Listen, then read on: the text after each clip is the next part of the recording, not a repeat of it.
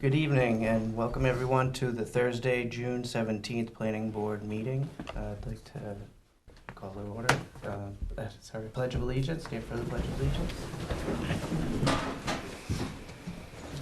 I pledge allegiance to the flag of the United States of America and to the republic for which it stands, one nation, under God, indivisible, with liberty and justice for all.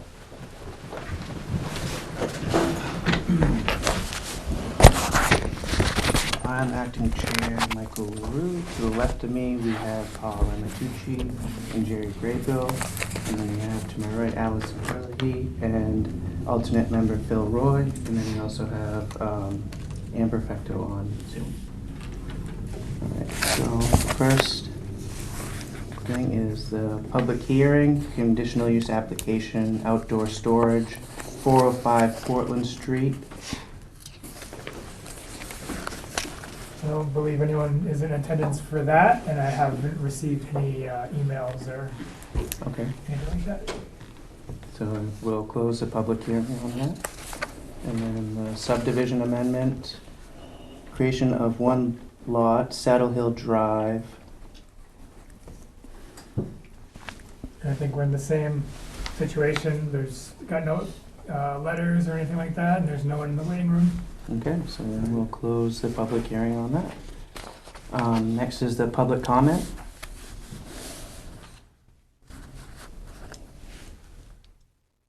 Nothing new? Nothing. Okay. Next will be the approval of minutes. And we have the three people here that were here last time, so we can vote on this. I make a motion to approve the minutes. I second. All in favor? Aye. Okay. Now, old business, conditional use application, outdoor storage, 405 Portland Street. Ricker. I think we went to the sidewalk and checked out the layout. I think the only, from a zoning perspective, the only thing that was left over was the screening. I think it's pretty clear, based on sight lines and security and safety, it made sense to waive the 7.8.5. So that was the first order of business tonight, and then I think look for approval. Okay, so I guess we're looking for a waive. A motion to. Can I do that if I wasn't on the sidewalk? I'll let somebody else do it. Yeah, I'll make a motion that we waive the requirement for vegetation to be screening the property. They have a nice fence there. It looks pretty good. I think they're going to take good care of it. So I move that we do that. I'll second it. Okay. Further discussion? All in favor? Aye. Okay. And there's that. And then the next would be, There's a couple conditions of approval.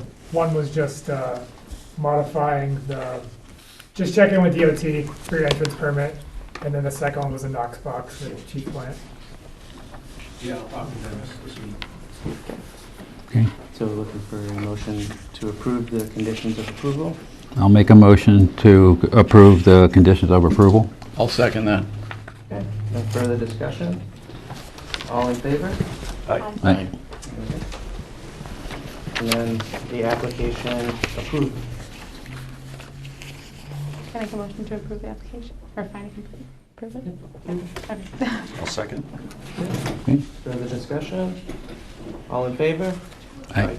Aye. Okay. And the findings of fact. And now approval of Yeah, findings of yeah. fact. I'll make a motion to approve the findings of fact. Second. All right. Further discussion? All in favor? Aye. Okay. It's all pretty straightforward for this one.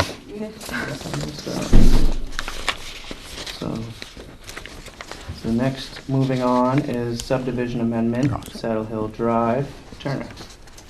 So this was the addition of one lot to a previously approved subdivision. Just wanted to give the chance for the abutters to speak. The entire subdivision was noticed. We received no formal letters. So for the findings, I mean, a lot of things are either they've been met or not applicable, or they're, you know, the dimensional requirements for the lot are met. And everything else is, meets. So I think it would just be approval of the findings of fact and then approval of the amendment. Okay. I move to approve the findings of fact. I'll second. Further discussion? All in favor? Aye. Okay. And it's the approval of the application. I'll make a motion that we approve the application. I'll second that. Okay, further discussion? No? All in favor? Aye. Probably just take a minute and sign them, or actually, you can just drop them off. And then, yeah, just leave them. Yep, have a good one. Thank you. Okay. Thank you. Pick it up one day. I like we learned from last time. Get up. Yep. Thank you. Thank you. Bye. Have a good night. Thanks, you're the same. Okay, moving on. We Sorry. have preliminary plan, major subdivision, Halflinger Lane and Norman Court, Navina Acres LLC.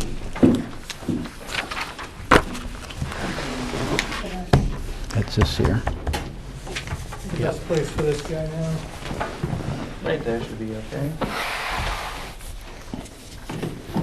Hey Dana, I forgot to let you in, but your application was approved, so you're all set. You hear me, Dana?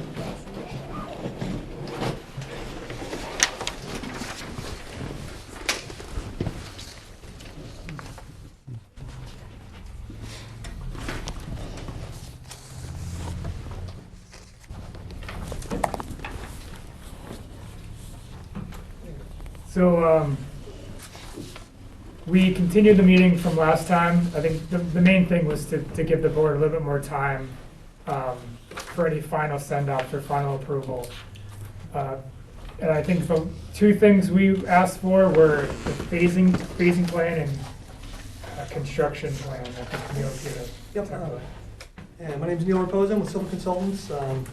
Standing in for Tom Harmon and Jerry Stevens, who've been previous presenters for this plan. And at the last meeting, it was requested that we break out the project into the different phases that were proposed, as well as outline the construction, the travel through construction, travel through the site during the phases. So we put together plans taking into consideration the infrastructure that's gonna have to go in, serve those first lots, the water and sewer, and it's been presented on this plan here. I'll go over it with you guys. Do we have a microphone, or is it I think you Just carry just this that thing. one? I'll just point it over here, see if they can hear us. Okay, so it's the same layout as presented previously. We've gone through and analyzed this so that we would be developing this portion through here, right by Open Space B, as the first phase of the development. So that would consist of extending Norman Court out to here, right about lot 50. Then we'd have this open space area accessible for this first phase. And then we'd be bringing Halflinger Lane out here to lot 30.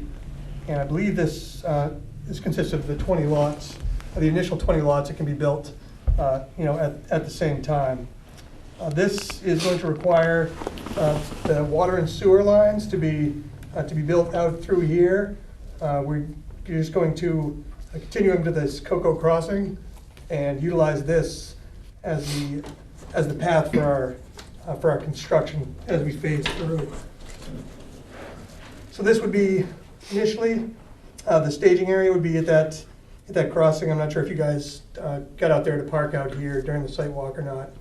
But this is existing cleared area, and there's a woods road that cuts into where the road's going to be going, and another one that cuts through here up on a teardrop court.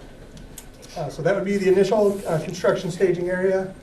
and then we'd get that built out to this area, and then we'd come into the open space and utilize that as they are built out through the subdivision to cause the least amount of disturbance. I can't see from here, but where is the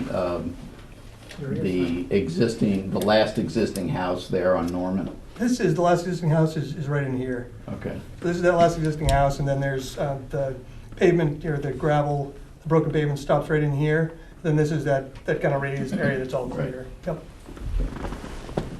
So we keep that, all the staging area, we try to bring everything in initially to get the construction to here. And then that would be staged in this area. Then once we get out to this portion, we try to stage everything up kind of out of sight and out of the way of the existing lots and the new lots, so we didn't have, gravel trucks coming in all the time. We'd have it stuck right on site here. And from there, this would just be, stumped and ground and roughed in, so we'd have a construction route out to complete these lots and the infrastructure with the sewer pump station at that initial phase. So if I'm understanding you correctly, they will not be using Haflinger Lane during this phase for Right, for moving construction, removal of right. construction equipment? Yep, they'll be bringing things in here, they'll be completing that roadway from the opposite side, so they don't have to truck in all the heavy equipment through there. Okay. And then once we get to that point and connect in, this road will work with the fire department to see what kind of turnaround will be required at the end of the phase.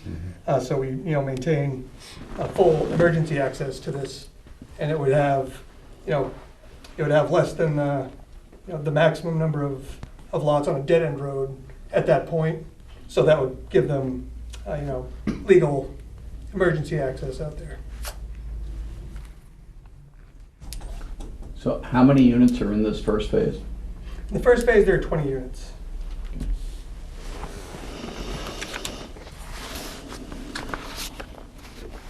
But was there any more progress made? I know we had mentioned last meeting, you guys were trying to negotiate with landowners with regard to easement or right-of-way for an alternate road to access the development. Has any headway been made on that? As far as I know, it hasn't.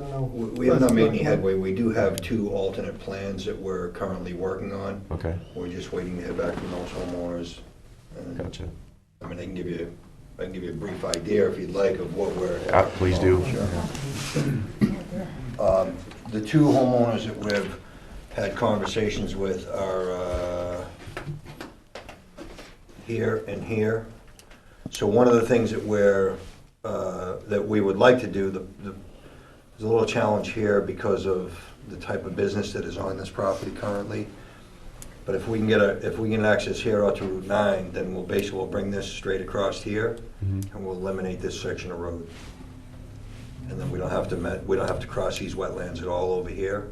We just go straight out here, and we think we can configure the same amount of lots, maybe a couple extra lots. So is that strictly a landowner issue that's holding it up? Strictly, we gotta, So we have would to make a that, deal with that. It's the landowner, and once you go in there and there is any kind of agreement made, we'd have to, delineate all the wetlands out there Right. and see if it even is less impact, or So- if it's. so with this, if you could get that right of way or easement or whatever it is, if you could get that, would that just leave Haflinger as it exists now, the way it is? Pretty much, there will still be some utilities easements that go through there. Okay. But, the desired effect is if we can get access this way, is to not cross these wetlands with the road. Right, right.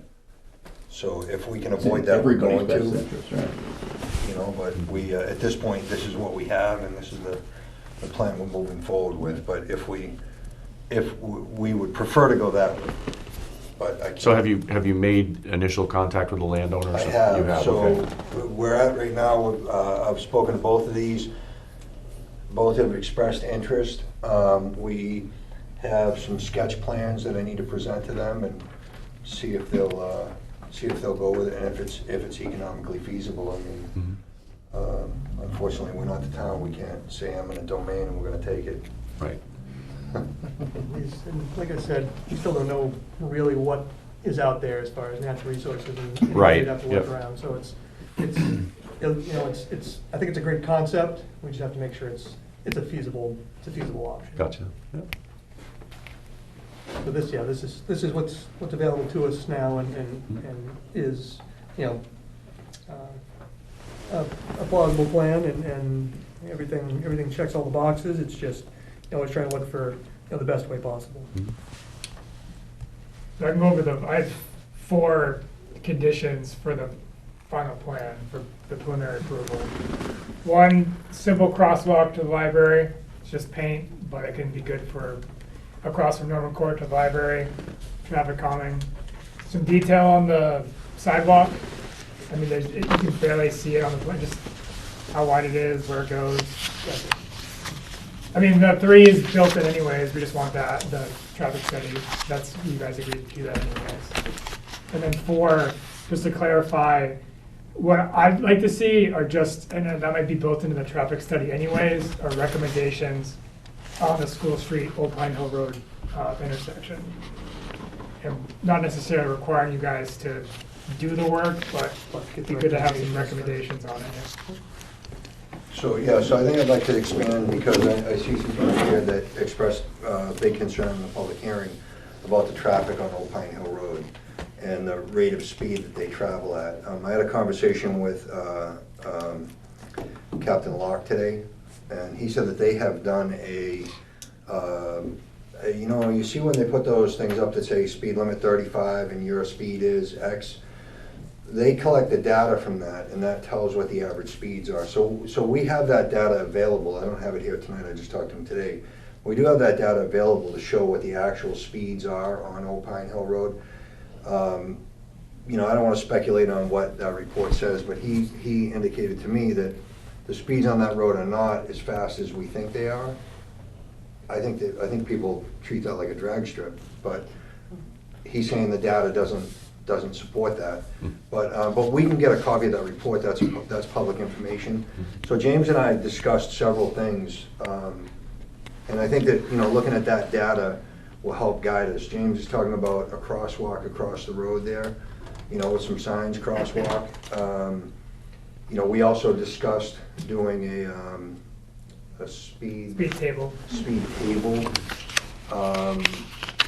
And none of those things, are huge expenses, and I'm not opposed to doing what will make that area better. But I think that, at this point, James is asking us to commit to at least a crosswalk there. We have no problem with that. If we look at the report from Captain Locke, and the traffic study says that we should do more, then that's a discussion we can have at that point. I just want to be clear that we are looking to improve the neighborhood, and if that's going to help, then it's a relatively small cost on a project this size. So, because personally, I have property on Old Pine Hill Road. Aside from this, on the other side of the road, north, and property on south. And I said to him, I go, I plow the property on Old Pine Hill Road south, and I got to tell you, even in the snowstorm, when I'm plowing, it sure seems to me like people come down that road like it's a drag strip. But he has the actual data, so we can review that and make intelligent determinations based on that. But so basically, just what James is saying, that I have no problem with the recommendations that James and I basically have hashed out as to work outside of the scope of the project here. How many are in phase 2? How many units? I'm not sure. I'm not sure what it says there, but I'm sure we're shooting for 20. Okay. There's actually 19 in phase 2. 19. Yep. Okay. And the remainder of phase 3. You could ask Mike to ask a question. Go ahead. May I ask a question? Just with regard to Old Pine Hill Road and what you were saying with the excessive speeds, what is the process to get the speed limit reduced? Would that be an option, perhaps, for you? That would Maybe be 35? Board of Selectmen issue. You would have to talk with them about that and go from there. It can be Freeway at Sullivan. Freeway stop at Sullivan. for a stop sign, it has to meet, like, there has to be a reason for it. You can't just put a stop sign for traffic purposes. It has to be like, there are so many, it might meet it because of Sullivan, but it has to be like so many left turns, so much traffic. I'll look into it. I'll see if it meets it. The School Street intersection is the one that needs to stop. Oh yeah, I wouldn't be against that. You're right. That might Traffic light, meet the, or at least a stop sign. Well, it has a stop sign. full way. Yeah. Oh, well, All right, well, continuing. All right. James, is there a mechanism for us to activate that on our end with the selectmen, or is that something that has to Yeah. come from the town? I would prefer, so there's design, I mean, there's speed limits, but there's also like design speeds. I mean, it's, this Old Pine Hill Road, we have our hands full with the downtown with our traffic calming, but, so it'd be hard to do anything in a timely manner, to be honest with you. But the real way to control speeds is or sidewalks and crosswalks and narrowing the street. That's the way you actually get people to slow down. You know, the speed limit on Old Pine Hill Road is 35, and on School Street is 30. Isn't that a state road, school? Yes. Why is it 30 there and Do we 35? control it? Sir, can All you- right, We yeah, control if the you're gonna state talk, road? you have to talk on the microphone, and we're kind of getting off topic on this, so we're kind of going into the weeds. It's okay, I know you guys have concerns, and that's fine. Moving forwards, what do we? So the approving the preliminary plan subject to the conditions laid out. Okay. And at that point, that just puts us at, they get to go ahead to go to DEP, and we'll be back in 6± or minus months. Yeah, well, I don't know if you guys do the condition that it's approved by DEP, or do you wait for that to get the final permit before you'll give the final approval? I mean, I guess that's something we can, that's a good question. Yeah, I think we were expecting preliminary approvals. Yeah, I mean, With you the could, condition that we get DEP Yeah. approvals. but Yeah, you're, that'll be the final approval, may have that condition on it. We still have to go through and get final after the preliminary, so. yep. There's still plenty of time with DEP to hash a lot of stuff out. so. Mhm.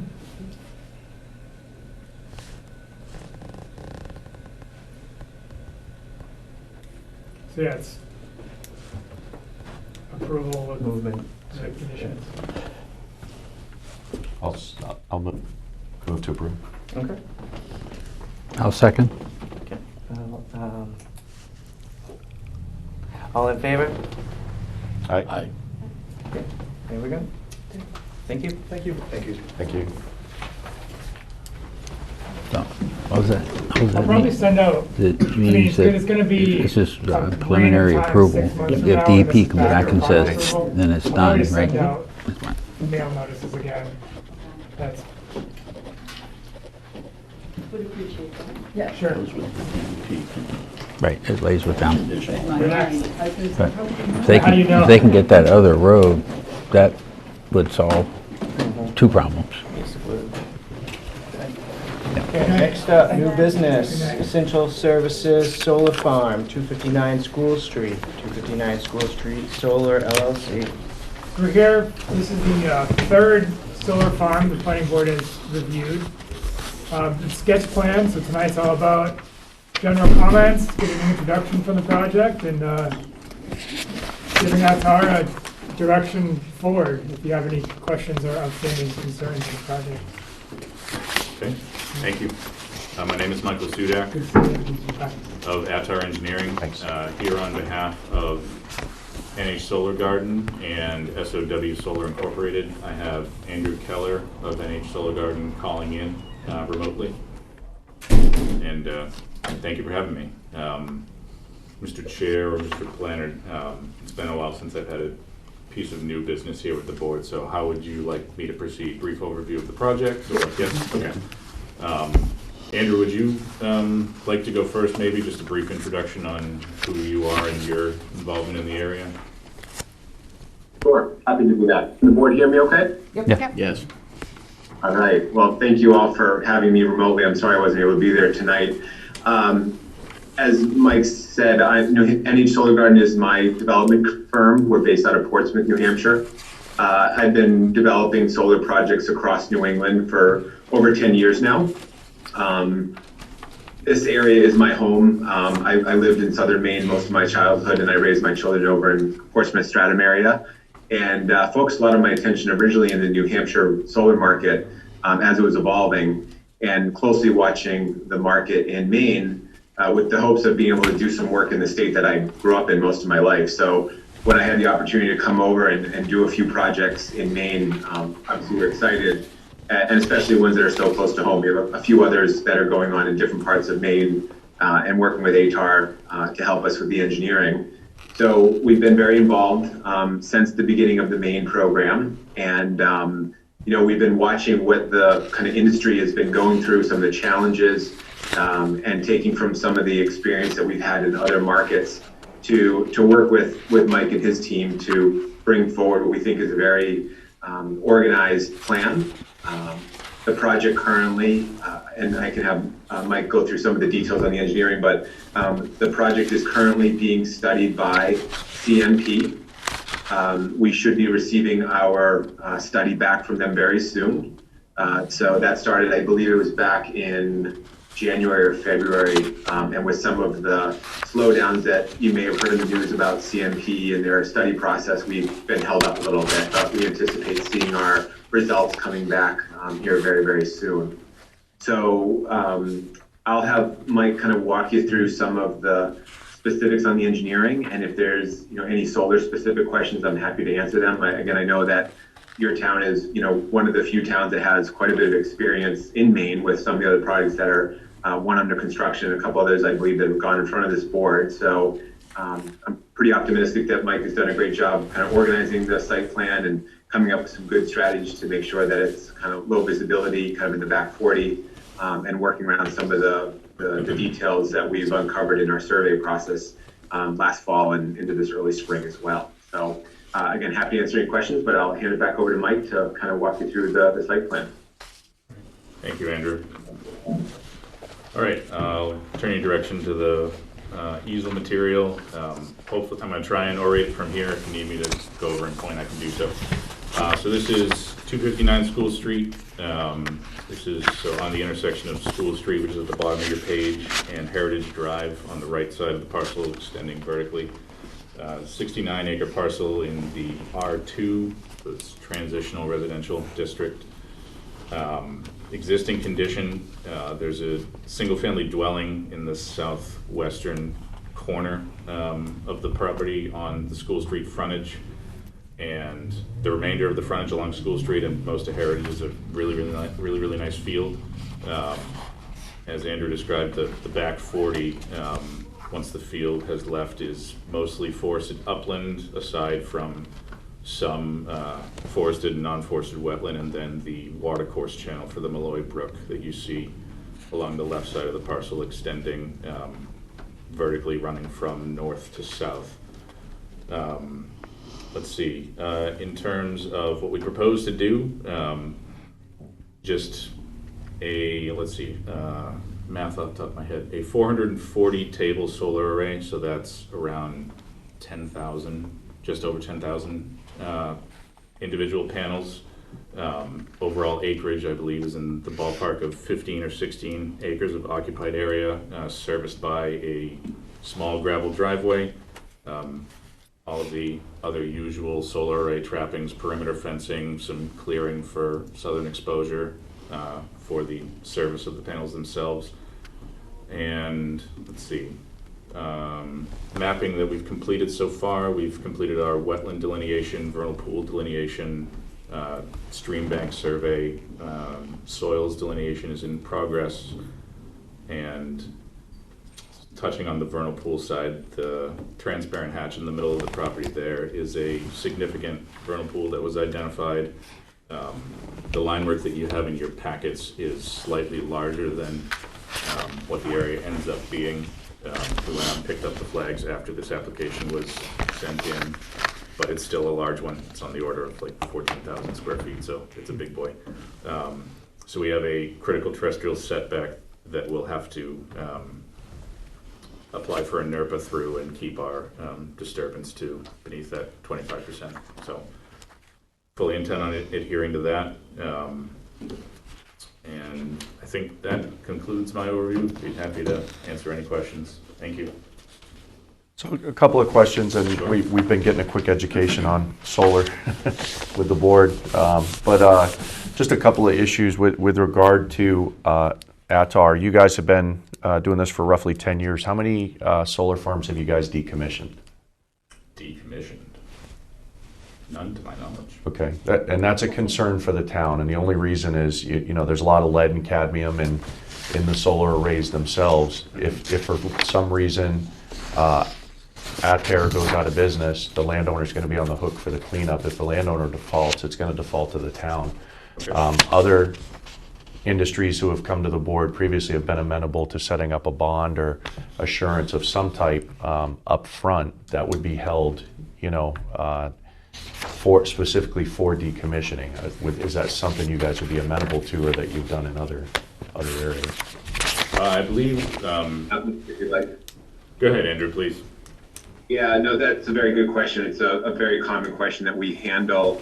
And again, the intention is to make sure that both the landowner or the town isn't left with a problem if something went astray. 10 years down the road, solar is, you know, taxed $100, you know, an hour for adding solar to the grid, you know, and the business goes away. We want to make sure that there's no issues for the landowner and ultimately the town. So the request of the town is very reasonable. We're happy to, you know, hear out what the town has done with some of the other applicants.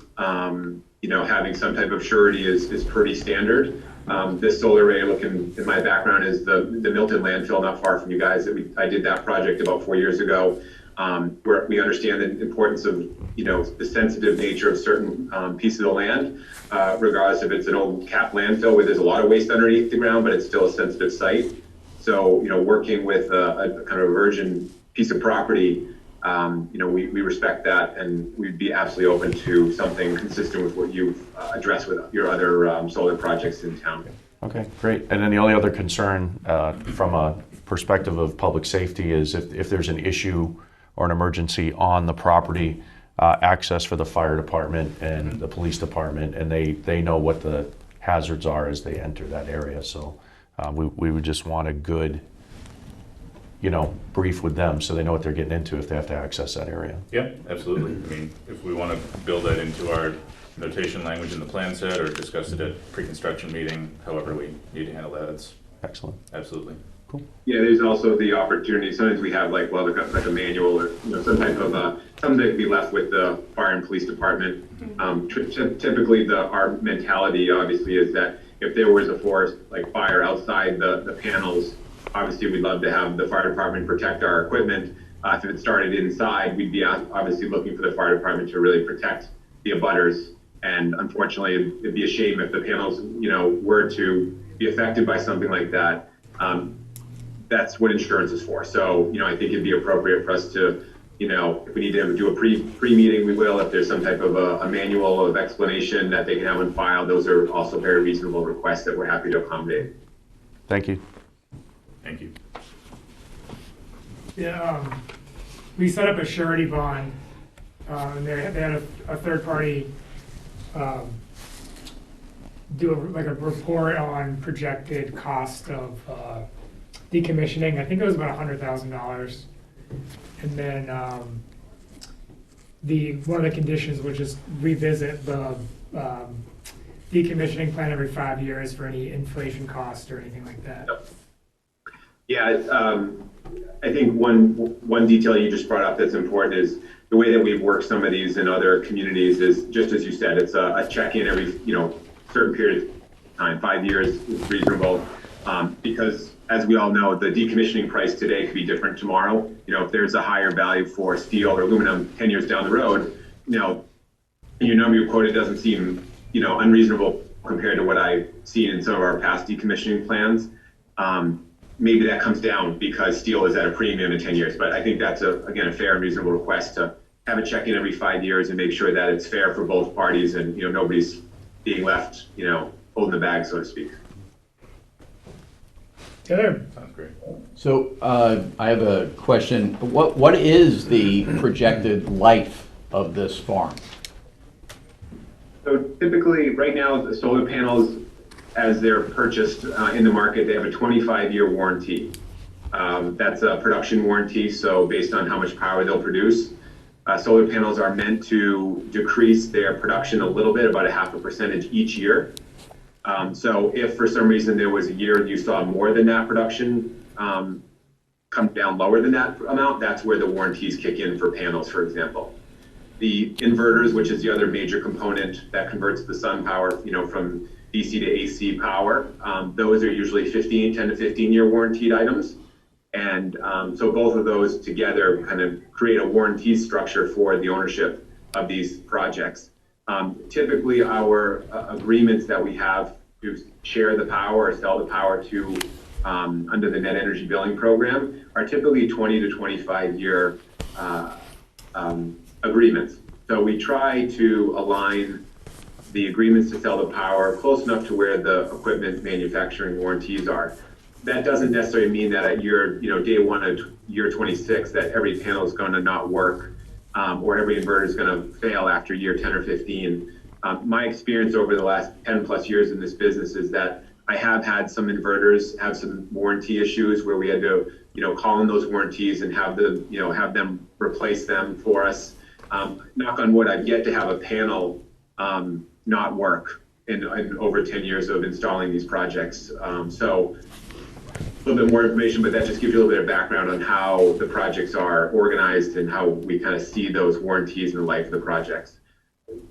Last point I'll make is that there are panels out there that were manufactured over 30 years ago that are still producing more power today than what our panels are warranted at in today's manufacturing. So they can last and do last longer than the 25-year life. So again, our land leases are usually aligned with that 25-year period as well. And if in 25 years from now, cost of electricity is high or there's a need for more solar, we have the optionality to extend the lease with our landowner. Yeah, thank you. I have a couple more issues that are always on my mind with solar farms. And that's number one, the impact on the existing homeowners and abutters, and what's it going to look like for them, considering where they are relative to this. And the second thing is, how visible is this going to be from people driving by on School Street? Are they going to look out there and, wow, there's this huge solar farm, or is it going to be screened in such a way that is not an eyesore from the highway? So those are my two questions here. I can take those, Andrew. Okay. Couple, I guess, additional information. So I've had some conversations with the DOT since School Street is a state road. Since the application materials have gone in before you, I didn't want to bring revised content to discuss something you haven't seen, but my conversations with the DOT, because of the dual frontage nature of this parcel, we basically won't be allowed an additional entrance on the School Street frontage of this property. So the gravel access drive as it is currently depicted will not be. So our gravel access drive will have to come in off of the heritage side of this parcel. So in terms of the existing dwelling that's there, the access is going to be nowhere near them. And secondly, the location of the array as it's shown on this sheet is also slightly out of date. The critical terrestrial habitat associated with that vernal pool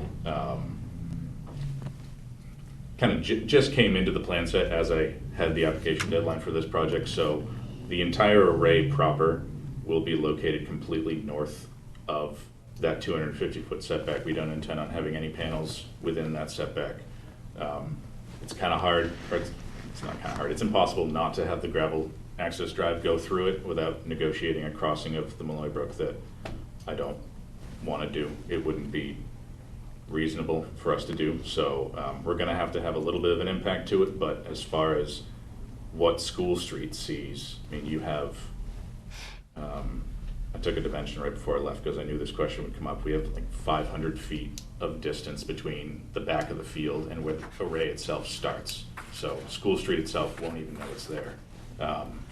And concerning... Which is a good answer. Which is, yes, thank you. That's a good answer. And concerning the utility corridor itself, which will still have to come down and tee into School Street, we intend on preserving the nature of the field that's there, so the entirety of that will be underground. So, yeah, just to echo my statement earlier, School Street Travelway won't know it's there at all. So, thank you. Is there anything you want to add to that, Andrew? No, that was perfect. No, I really can't add much. I think the distance from the road is, it adds an element of kind of shielding it from the people driving by. It's not going to be right on the main road, so it won't be creating traffic issues with people, swinging their head left as they drive by, and that was kind of our intent to put it in that back 40. No rubbernecking. No. I do that on 236. Yeah. Don't we all? Yeah. We all do. Don't we all? Yep. Starting to grow in though. Any day now. No. You answered my question about the panels being moved out of the area, and then you created another one. You said you're going to have a road coming in off of Heritage Drive. Where would that be? So if I had to guess right now, it would probably be this most, I'm gonna come over to the board, it would probably be this most northerly section of our Heritage Drive frontage and just L out into here, and the panels would be extending there and backwards. Like I said, there really is no way around at least impacting a little bit of that 250-foot setback, so we're gonna try to position it in a way to keep that percentage as small as possible. What is exactly being impacted in that area? In terms of? What has been you said there was a significant ecological? Yeah, so we had a site evaluator perform a vernal pool study, go out and check egg masses, and there's a pretty large, I don't have the letter from DEP in front of me as to what specific species it was, but it's on the order of like a 14,000 square foot vernal pool area. So because it was deemed a significant vernal pool, there's a 250-foot setback from the limits of that that's deemed a critical terrestrial habitat. And under NERPA provisions, we're only allowed to impact, and impact is anything, grading, gravel, impervious structures, anything, up to 25%. Which is going to be the road that you use for you? Yes, and the only impact contributing towards that number will be our access drive. And I assume you guys will have to have protections for the vernal pool as you're creating the road. Yeah, I mean, it'll be built into your NERPA permit. Right. It'll probably just be a more zooped up version of erosion and sedimentation control. Right. But, right. Yep.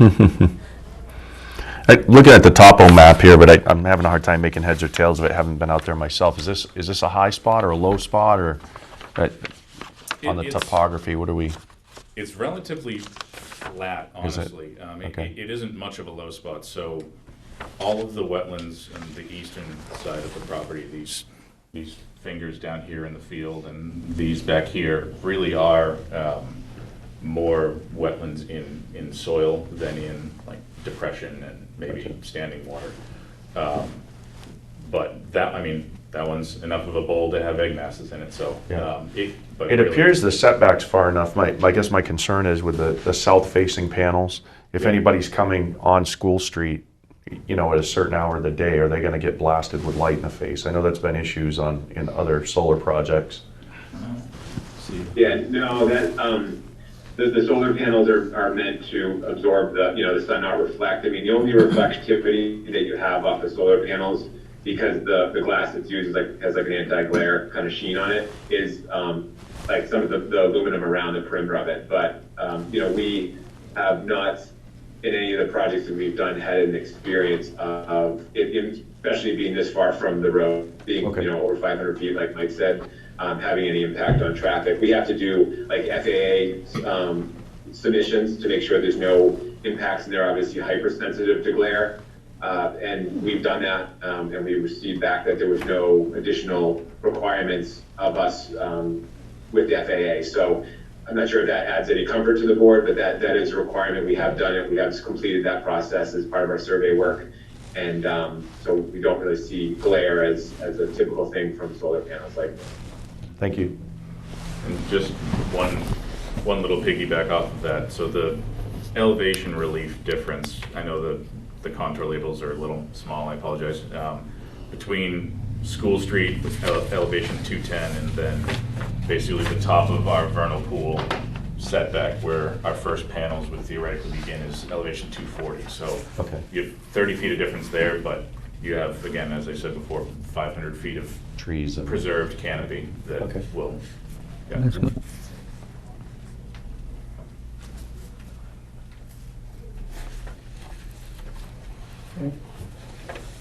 One question I had, Andrew, so you guys, are you gonna build the farm and then manage it long-term? That's your business model? No, so our business model is, well, in different capacities, the answer is yes to that, but in this capacity, we're the developer. So we own the project right now, and we will own it until start of construction. And then we have an ownership group that will come in and be the financial, owner, and will hire a regional or national construction firm, solar-specific construction firm called an EPC firm, who has the bonding capacity and construction capacity to build these type projects. And then our role after the fact, historically, has always been almost like I wouldn't say almost like a property manager, where we're one of the liaison between the community and the project ownership. This project, again, behind me there in Milton, we did another one on a landfill in Hillsborough, New Hampshire. As the project matured, there might be a new town manager that comes into town that wasn't aware of details that took place when we put the project together. So they would always reach out to our firm because we're the local company. We're here, we're Seacoast local, and stay on to make sure that they have access, or if we have to provide any connection to the ownership group, we're there. So we are the developer. That's kind of the lane we stay in, and but we, again, being the local company, we're here to help out any way we can, post construction. Okay. Good, thank you. Thank you. I just have one more question. In regards to clearing, I know that you mentioned clearing the area. Do you plan on planting anything else to kind of act as a buffer for the abutters? I think, Mike, can you speak to what the kind of setbacks are of the natural buffer that's already going to be there? Yeah. As far as planting goes, though, there will be, after the trees are cleared and stumped, there will, we will revegetate the area around and under the panels. With a meadow mix, we are looking into some pollinator mixes as well, so we can reduce some of our O&M costs, and also to enhance the habitat out there. So that's a really important detail in solar projects nowadays. So my wife actually works with me on these projects. She's kind of managing that for us. So we're looking into that as a solution for kind of enhancing the habitat in and around. But Mike, maybe you could speak to some of the buffers on what the scale is in the plan. Yeah, I'd be happy to.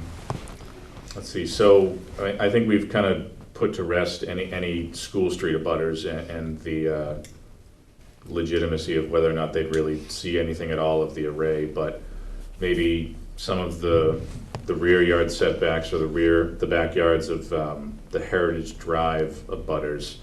I mean, solar panels, as per the town definitions, qualify as buildings, so they have to comply with building setback, but we've kept the array itself and all of the clearing and perimeter fencing. And I'm looking at my scale there and drawing a rough line. It looks like well over 100 feet from any sideline that has a residence right now or could have a residence. I think Heritage Drive might be expanding. I don't remember if Civil Consultants has something before that.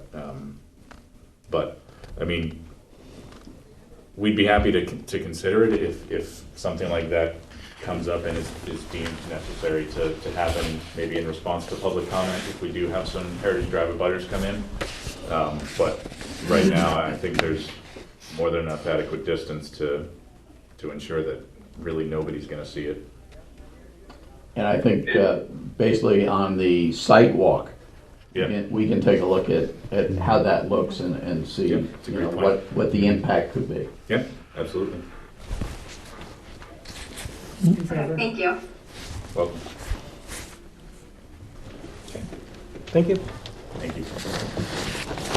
Okay, next in new business, we have recreational facility, gym for Fiddlehead Lane, Mason. So Stephen Mason of 4 Fiddlehead Lane is proposing to construct a 1,000 square foot pole barn at his residence for a fitness facility, and that's deemed a recreational facility, which is allowable under conditional use in the R3 and AP zone. The building will have 1 unisex bathroom and a dedicated septic system for the building. Mr. Mason stated in his narrative that the offerings will include weightlifting, personal training, and strength and conditioning. The operating hours are proposed to be Monday through Friday, 8 to 12 and 4 to 8, and Saturday, 8 a.m. to 1 p.m. So it's one relatively small building.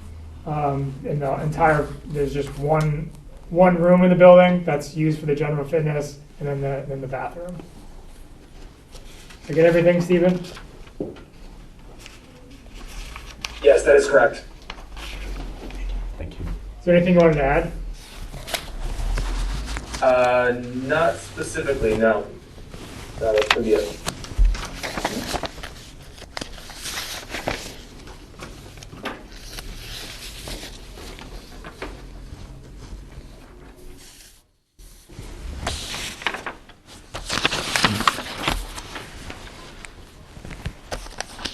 So tonight would be determining application completeness, and then if complete, I would suggest setting a public hearing and a site walk for July 15th, because we're off for July 1st. Is Did we set a sidewalk with is this well and septic or sewer and Well, public water? Yep. So this is off of Old Sanford Road. So it's a relatively new subdivision. I think there's only 1 or 2 houses on Fiddlehead, right, Stephen? Yeah, there's only one currently. We're in the process of building ours on the same lot. Yep.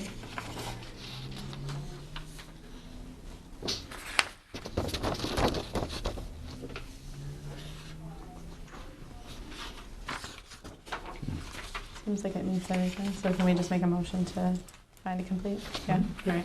I make a motion to find this complete. A second? Okay, further discussion? All in favor? Aye. Okay.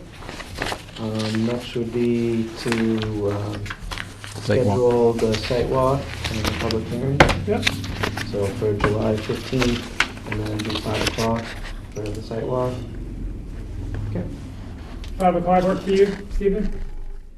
What time was that again?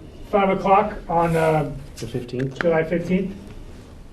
That's 5 p.m., right? Yes. I just wanted to make sure. Yep. We can do 5 a.m. We do 5 a.m. Not for me, you can't. Yeah, that's better. All right, All right, thank see you you. then. Glad you can make it on. Okay, next will be Take the care. next public comment. I have no one in my inbox. Okay, then informational items, other than no meeting July 1st as per bylaws. So the next meeting will be July 15th. Yep. Okay. You guys deserve it. Happy 4th. I got one thing. The Great Falls Construction has a permit for the L-shaped building, and they are looking to have tenants this winter. So you're gonna see that building completely transform by the springtime. And again, Great Falls, they'll continue picking at the debris out there. They can reuse some of that as fill. But they have a site permit, and they're hoping through DEP that could be a 6-month plus process. So that puts him at the timeline about January, February. So for the major site work, that puts him at like March, April, to starting the more significant work. But keep an eye out for the L-shaped building. Nice. Okay. That's it. Anyone else? There's no further comment or questions live from the esteemed Burgess Room in the depths of the Berwick Town Hall. I'd like to make a motion to adjourn. Okay, all in favor? Aye. Aye. All right, good night. Thank you. Night.